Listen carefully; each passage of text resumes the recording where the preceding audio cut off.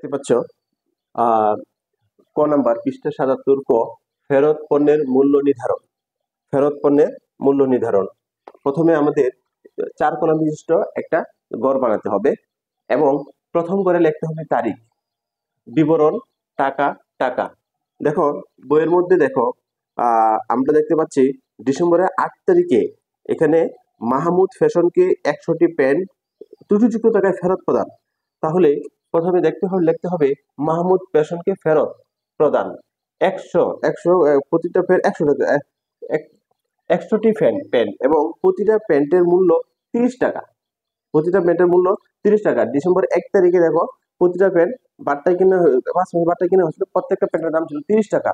এবং যেহেতু মাহমুদ হোসেনকে 100টি প্যান্ট ফেরত দেওয়া হলো, এখন 100 গুণ 30,000 টাকা বাদ কারবারি বাট্টা 30,000 গুণ 5%। তাহলে 30,000 থেকে 5% বাদ দেওয়ার পরে আমাদের থাকে 28,500 টাকা। প্রিয় শিক্ষার্থী, প্রিয় শিক্ষার্থী বন্ধুরা, এই হলো 28,500 টাকা হলো ফেরত পণ্যের মূল্য নির্ধারণ। প্রিয় শিক্ষার্থী, আমাদের ক নাম্বার আনসার হয়ে গেল। এখন আমরা খ নাম্বারে দেখব। চলো খ নাম্বার একটু পড়ে নিই।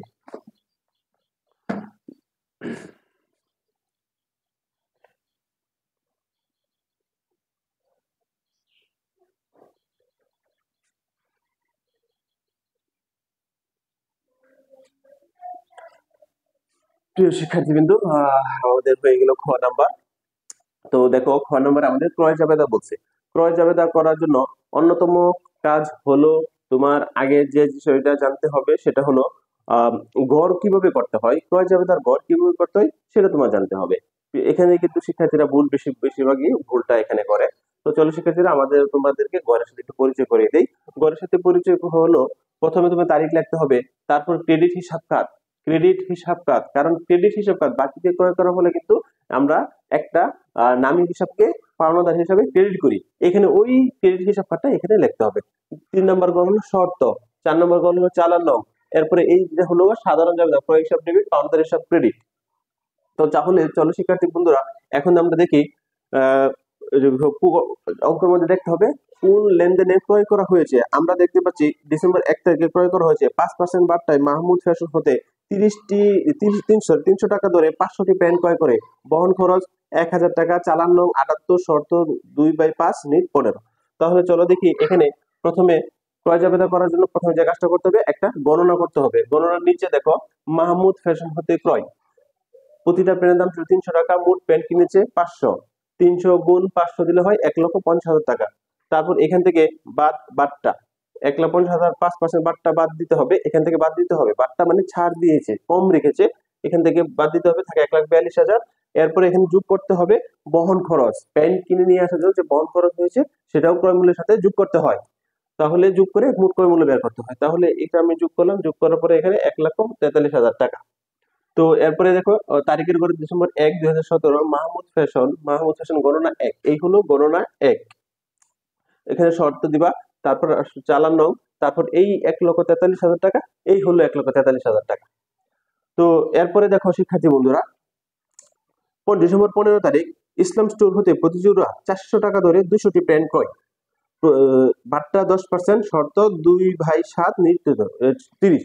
তো খেয়াল করো গণনা 2, ইসলাম স্টোর হতে ক্রয় 400 জোড়া, প্রতিটা জোড়ার দাম দেখো 400 টাকা, কিন্তু প্যান্ট কিনেছে 200টি। এখানে কিনছে প্রতি জোড়া, দাম দিয়েছে প্রতি জোড়া, কিন্তু প্যান্ট কিনেছে 200টি। তাহলে এই 200 প্যান্টকে তুমি যদি জোড়া তৈরি করো তাহলে 100টি জোড়া হয়, একটা জোড়ার দাম 400 টাকা এবং 400 টাকা 100টি জোড়া হয়, তাহলে মোট দাম হয় 40,000 টাকা।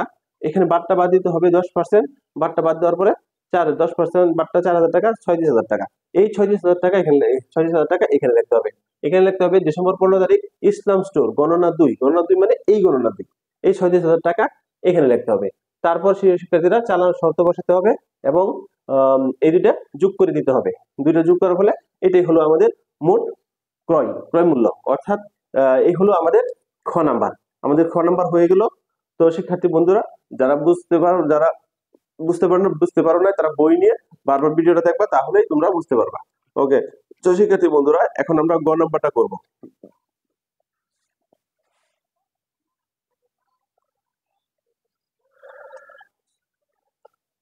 ধন্যবাদ প্রিয় শিক্ষার্থী। আমরা এখন গ নম্বরটা পড়বো। গ নম্বরটা পড়ার আগে আমরা একটু গ নম্বর অঙ্ক ডাকটা পড়ে নিই। একটু কি বলছে, ক্রয় জাবেদা সংশ্লিষ্ট লেনদেন ব্যতীত অবশিষ্ট লেনদেনে সাধারণ জাবেদা দাখিলা দেখাও। প্রিয় শিক্ষার্থী, এটা কিন্তু সাধারণ জাবেদা বলছে। তো সাধারণ জাবেদার গড় হলো 5টা তারিখ হিসাবে শিরোনাম, খতিয়ান পৃষ্ঠা, ডেবিট টাকা, ক্রেডিট টাকা।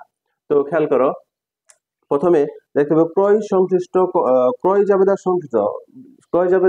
সংশ্লিষ্ট ব্যতীত, অর্থাৎ যে দুইটা লেনদেন ক্রয় জাবেদার মধ্যে লিপিবদ্ধ হয়ে গেছে ওইগুলি ছাড়া এখানে বাকি লেনদেনের সাধারণ জাবেদা করতে বলছে। তাহলে চলো দেখি, প্রথমে আমাদের ডিসেম্বর 3 তারিখে দেখো নগদে প্যান্ট বিক্রয়, এটা হচ্ছে বিক্রয়, এটা ক্রয়ের সাথে সংশ্লিষ্ট না। বিক্রয় ডিসেম্বর 3 বিক্রয় করা হয়েছে, নগদে বিক্রয় করা হয়েছে, তাহলে নগদের হিসাব ডেবিট, 25,000 টাকা, বিক্রয় হিসাব ক্রেডিট। বিক্রয় করার ফলে নগদ টাকা প্রতিষ্ঠানে এসেছে এবং আয় বেড়েছে, এই জন্য নগদের হিসাব ডেবিট, বিক্রয় হিসাব ক্রেডিট।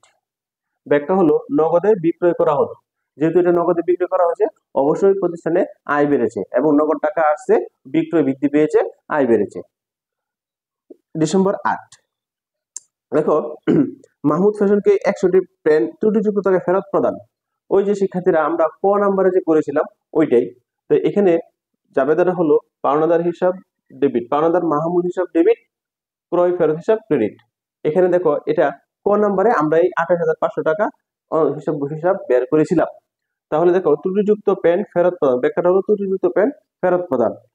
তো এরপরে দেখো 10 নম্বরে বলছে কি, আসবাবপত্র পুরাতন আসবাবপত্র মেরামত। এটা এই লেনদেনটার ফলে নগদ টাকা ব্যবসা প্রতিষ্ঠান থেকে চলে গেছে আর একটা খরচ বৃদ্ধি পেয়েছে, অর্থাৎ খরচ বৃদ্ধি পেয়েছে আবার। তাহলে খরচটার নাম হলো মেরামত খরচ। অর্থাৎ তাহলে খরচ বৃদ্ধি পেলে, যে কোনো খরচ বৃদ্ধি পেলে খরচ হিসাব ডেবিট হয়। তাহলে মেরামত হিসাব ডেবিট 500 টাকা, যেহেতু নগদ টাকা চলে গেছে, একটা সম্পদ কমে গেছে, অর্থাৎ নগদ টাকা চলে গেলে নগদ হিসাব ক্রেডিট হয়, বিধায় নগদান হিসাব ক্রেডিট 500 টাকা। ব্যাখ্যাটা হলো পুরা মেরামত খরচ প্রদান। তো শিক্ষার্থীরা এরপরে দেখো 20 নম্বরে ডিসেম্বর 20 তারিখে কি বলছে, মাহমুদ ফ্যাশনকে পরিশোধ করা হলো। ওই যে আমরা পূর্বে যে মাহমুদ ফ্যাশনের কাছ থেকে ক্রয় করেছিলাম ও এটা এখন পরিশোধ করেছি। দেখো তাহলে পরিশোধ করার ফলে আমাদের নগদ টাকা চলে গেছে এবং পাওনাদার কমে গেছে। নগদ টাকা যদি চলে যায়, পাওনাদার যদি কমে যায়, পাওনাদার হলো দায়ী, যেহেতু এটা নগদ টাকা পরিশোধ করা হয়েছে এই জন্য কমে গেছে। সুতরাং কমে যাওয়ার ফলে এই পাওনাদার হিসাব ডেবিটে আসছে, আর যেহেতু নগদ টাকা চলে গেছে এই জন্য নগদ হিসাব ক্রেডিট। তাহলে পাওনাদার মাহমুদ ডেবিট 40,000 টাকা, নগদান হিসাব ক্রেডিট 40,000 টাকা। ব্যাখ্যাটা হলো পাওনাদারকে পরিশোধ। তো এই হলো শিক্ষার্থী 77 পৃষ্ঠা 6ষ্ঠ অধ্যায় জাবেদার 77 পৃষ্ঠা সৃজনশীল 1 নম্বর প্রশ্নের সমাধান করা হলো। আশা করি তোমরা বুঝতে পেরেছ। তো ক এবং ক, খ, গ দুইটা জাবেদা, তিনটাই অঙ্ক করে দেওয়া হলো। তো আজ ভিডিওটি তোমরা দেখবা এবং আমার চ্যানেলটাকে FM 007 চ্যানেলটাকে সাবস্ক্রাইব করবা, শেয়ার করবা। ধন্যবাদ।